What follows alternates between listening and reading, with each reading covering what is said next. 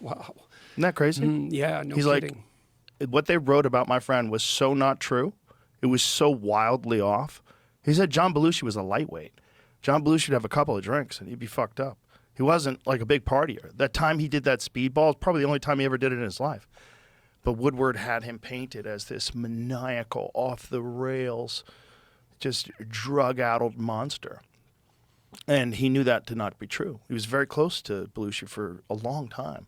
And so he was like, oh my God, they framed Nixon. And then when I told him the whole story, you know, what Tucker Carlson had told me about Woodward being an intelligence asset, and then that was his first job ever as a journalist was Watergate, and that there's FBI guys that were involved in it and the break-in, and the whole thing was they tried to get Nixon out of there, the most popular president in the history of the country in terms of the vote, and they were successful.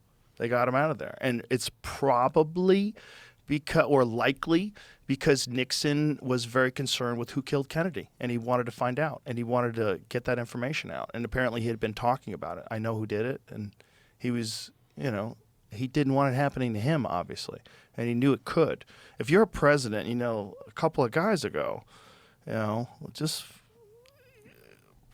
one of the most popular presidents, at least posthumously popular presidents. I know he's very polarizing while he was in office, but was shot in the head in the middle of Dallas, and you think that the government might have had something to do with it.